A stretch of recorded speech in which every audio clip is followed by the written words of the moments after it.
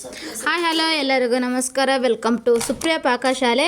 ಇವತ್ತು ನಾನು ಬೇಸಿಗೆ ರಜದಲ್ಲಿ ಮಾಡುವಂತಹ ಮಸಾಲ ಮಜ್ಜಿಗೆನ ಯಾವ ಥರ ಮಾಡೋದಂತ ತಿಳಿಸ್ಕೊಡ್ತಾ ಇದ್ದೀನಿ. ಬರೀ ಮಜ್ಜಿಗೆ ಮಾಡೋಕ್ಕಿಂತ ಈ ಥರ ಮಸಾಲ ಮಜ್ಜಿಗೆನ ಮಾಡಿ ಕೊಟ್ರಪ್ಪ ಅಂತಂದರೆ ಅವರು ಸಹ ಇಷ್ಟಪಟ್ಟು ತಿಂತಾರೆ ಅಂತ ಮಸಾಲೆ ಮಜ್ಜಿಗೆ ಯಾವ ಥರ ಮಾಡೋದಂತ ತಿಳಿಸ್ಕೊಡ್ತಾ ಇದ್ದೀನಿ. ಅದು ಹೇಗೆ ಮಾಡೋದಂತ ನೋಡ್ಕೊಂಬರೋಣ. ಇವಾಗ ನಾನು ಮಸಾಲ ಮಜ್ಜಿಗೆ ಮಾಡೋದಕ್ಕೆ 1 ಕಪ್ಪಷ್ಟು ಮೊಸರು ತೊಗೊಂಡಿದ್ದೀನಿ. ಗಟ್ಟಿ ಮೊಸರು ತೊಗೊಳ್ಬೇಕು. 1 ಕಪ್ಪಷ್ಟು ಗಟ್ಟಿ ಮೊಸರು ತೊಗೊಂಡು ಈ ಥರ ಕಡ್ಬತ್ತಿಂದ ಈ ಥರ ಚೆನ್ನಾಗಿ ಮ್ಯಾಶ್ ಮಾಡ್ಕೊಳ್ಬೇಕು. ಮೊಸರು ಎಲ್ಲದನ್ನು ಸಹ ನೋಡ್ತಾ ಇದ್ರಲ್ಲ, ಈ ಥರ ಕಡ್ಬತ್ತಿಂದ ಚೆನ್ನಾಗಿ ಮ್ಯಾಶ್ ಮಾಡ್ಕೊಳ್ಬೇಕು. ಓಕೆ, ಇವಾಗ ಮೊಸರೆಲ್ಲದನ್ನು ಸಹ ಚೆನ್ನಾಗಿ ಮಜ್ಜಿಗೆ ಮಾಡ್ಕೊಂಡಿದ್ದೀನಿ. ಈ ಥರ ಮಜ್ಜಿಗೆ ಮಾಡ್ಕೊಂಡಿದ್ದೀನಿ.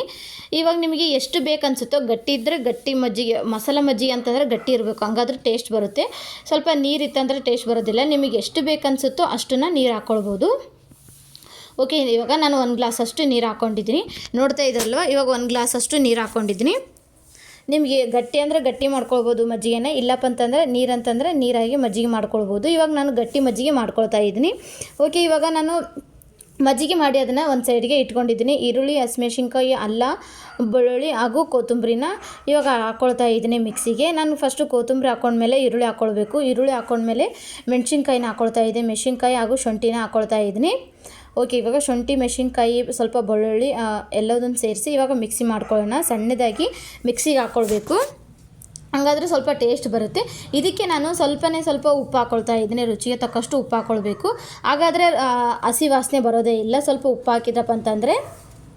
ಓಕೆ, ಇವಾಗ ಉಪ್ಪು ಹಾಕಿ ಚೆನ್ನಾಗಿ ಸಣ್ಣದಾಗಿ ನುಣ್ಣಾಗಿ ಪೇಸ್ಟ್ ಮಾಡ್ಕೊಂಡಿದ್ದೀನಿ. ಇವಾಗ ನಾನು ಒಂದು ಬಾಂಡಲೆಗೆ 2 ಟೇಬಲ್ ಸ್ಪೂನಷ್ಟು ಎಣ್ಣೆ ಹಾಕ್ಕೊಳ್ತಾ ಇದ್ದೀನಿ. ಓಕೆ, ನೋಡ್ತಾ ಇದ್ರಲ್ವ, 2 ಟೇಬಲ್ ಸ್ಪೂನಷ್ಟು ಎಣ್ಣೆ ಹಾಕ್ಕೊಂಡ್ಮೇಲೆ ಇದಕ್ಕೆ ನಾನು ಜೀರಿಗೆ, ಸಾಸಿವೆ ಹಾಕ್ಕೊಳ್ತಾ ಇದ್ದೀನಿ. ಸ್ವಲ್ಪ ಎಣ್ಣೆ ಕಡಿಮೆ ಇರಬೇಕು. ಎಣ್ಣೆ ಜಾಸ್ತಿ ಇತ್ತಪ್ಪ ಅಂದರೆ ಮಜ್ಜಿಗೆ ಎಲ್ಲ ಎಣ್ಣೆ ಅಂಶ ಎಲ್ಲ ಆಗುತ್ತೆ. ಅದಕ್ಕೆ ಸ್ವಲ್ಪ ಎಣ್ಣೆ ಕಡಿಮೆನೇ ಹಾಕ್ಕೊಳ್ಳಿ. ನಾನು 2 ಟೇಬಲ್ ಸ್ಪೂನಷ್ಟು ಹಾಕ್ಕೊಳ್ತಾ ಇದ್ದೀನಿ. ಇವಾಗ ಜೀರಿಗೆ, ಸಾಸಿವೆನ ಹಾಕ್ಕೊಳ್ತಾ ಇದ್ದೀನಿ.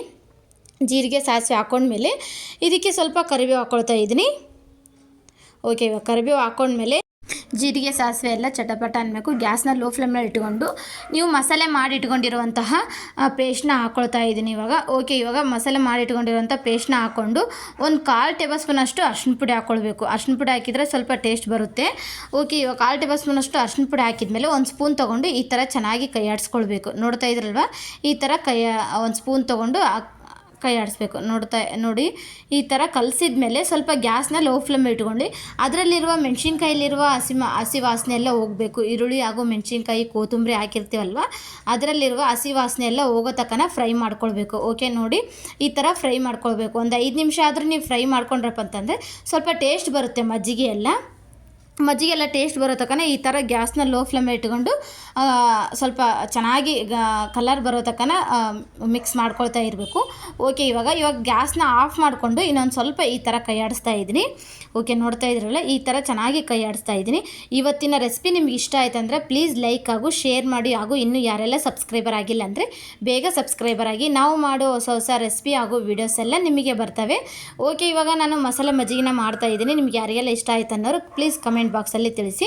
ಇವಾಗ ನಾನು ಚೆನ್ನಾಗಿ ಕಲಸಿದ ಮೇಲೆ ಮಜ್ಜಿಗೆ ಮಾಡಿಟ್ಕೊಂಡಿರುವಂತಹ ಗಟ್ಟಿ ಮಜ್ಜಿಗೆನ ಇದಕ್ಕೆ ಹಾಕಿ 1 ಸ್ಪೂನ್ ತೊಗೊಂಡು ಈ ಥರ ಚೆನ್ನಾಗಿ ಕೈ ಆಡಿಸ್ಕೊಳ್ಬೇಕು. ನೋಡ್ತಾ ಇದ್ರಲ್ವ, ಈ ಥರ ಚೆನ್ನಾಗಿ ಕಲಿಸ್ಬೇಕು. ಸ್ವಲ್ಪ ಮಸಾಲೆ ಎಲ್ಲದನ್ನು ಸಹ ಕಲಿಯೋ ತಕ್ಕನ ಮಜ್ಜಿಗೆಗೆ ಈ ಥರ ಚೆನ್ನಾಗಿ ಕಲಿಸ್ಕೊಳ್ಬೇಕು. ಗ್ಯಾಸ್ನ ಆಫ್ ಮಾಡಿದ ಮೇಲೆ ಕಡಾಯಿ ತಣ್ಣಗಾದ್ಮೇಲೆ ನೀವು ಹಾಕ್ಕೊಳ್ಬೇಕು. ಬಾಂಡಲ್ಲಿ ಇಟ್ಕೊಂಡಿರ್ತಲ್ವ, ಅದು ತಣ್ಣಗಾದ್ಮೇಲೆ ಮಜ್ಜಿಗೆ ಹಾಕ್ಕೊಳ್ಬೇಕು. ಇಲ್ಲಪ್ಪ ಅಂತಂದರೆ ಮಜ್ಜಿಗೆ ಎಲ್ಲ ಒಡೆದೋಗುತ್ತೆ. ಇವಾಗ ಇದಕ್ಕೆ ಆವಾಗಲೇ ನಾವು ರುಚಿಗೆ ತಕ್ಕಷ್ಟು ಉಪ್ಪು ಹಾಕಿರ್ತೀವಲ್ವ, ಇವಾಗ ಇನ್ನೊಂದು ಸ್ವಲ್ಪ ರುಚಿಗೆ ತಕ್ಕಷ್ಟು ಉಪ್ಪು ಹಾಕ್ಕೊಳ್ತಾ ಇದ್ದೀನಿ. ಓಕೆ, ರುಚಿಗೆ ತಕ್ಕಷ್ಟು ಉಪ್ಪು ಹಾಕ್ಕೊಂಡ್ಮೇಲೆ 1 ಸ್ಪೂನ್ ತೊಗೊಂಡು ಈ ಥರ ಚೆನ್ನಾಗಿ ಕಲಿಸ್ಕೊಳ್ಬೇಕು. ಓಕೆ, ಇವಾಗ ಚೆನ್ನಾಗಿ ಕಲಿಸ್ಕೊಂಡ್ಮೇಲೆ ಮಜ್ಜಿಗೆ ರೆಡಿ ಆಗುತ್ತೆ. ಈ ಮಜ್ಜಿಗೆನ ಇವಾಗ ನಾನು ಒಂದು ಬಟ್ಲಿಗೆ ಸರ್ವ್ ಮಾಡ್ತಾ ಇದ್ದೀನಿ. ನೋಡ್ತಾ ಇದ್ರವಲ್ಲ, ಗಟ್ಟಿ ಮಜ್ಜಿಗೆ. ಈ ಬೇಸಿಗೆ ಟೈಮಲ್ಲಿ ಮಜ್ಜಿಗೆನ ಈ ಥರ ಮಾಡ್ಕೊಂಡ್ರು ಉಂಡ್ರಪ್ಪ ಅಂತಂದರೆ, ಅನ್ನದಲ್ಲಿ ಸರ್ವ್ ಮಾಡಿದ್ರಪ್ಪ ಅಂತಂದರೆ ತುಂಬ ಇಷ್ಟಪಟ್ಟು ತಿಂತಾರೆ ಫ್ರೆಂಡ್ಸ್. ನಿಜವಾಗ್ಲೂ ತುಂಬ ಚೆನ್ನಾಗಿರುತ್ತೆ ಮಸಾಲೆ ಮಜ್ಜಿಗೆ. ಇದಕ್ಕೆ ನಾನು ಸ್ವಲ್ಪ ಮೇಲ್ಗಡೆ ಸ್ವಲ್ಪ ಕೊತ್ತಂಬರಿ ಹಾಕ್ಕೊಳ್ತಾ ಇದ್ದೀನಿ. ಓಕೆ, ನೋಡಿ ಎಷ್ಟು ಚೆನ್ನಾಗಿದೆ ಮಸಾಲೆ ಮಜ್ಜಿಗೆ ಅಂತ. ಇವಾಗ ನಾನು ಇದನ್ನು ಒಂದು ಬಟ್ಲಿಗೆ ಸರ್ವ್ ಮಾಡ್ತಾ ಇದ್ದೀನಿ. ನೋಡಿ ಎಷ್ಟು ಚೆನ್ನಾಗಿದೆ. ಬರೀ ಮಜ್ಜಿಗೆ ಊಟ ಮಾಡೋಕ್ಕಿಂತ ಈ ಥರ ಮಸಾಲೆ ಮಜ್ಜಿಗೆ ಮಾಡ್ಕೊಂಡು ಉಂಡು ನೋಡಿ ಎಷ್ಟು ಚೆನ್ನಾಗಿರುತ್ತೆ ಅಂತ.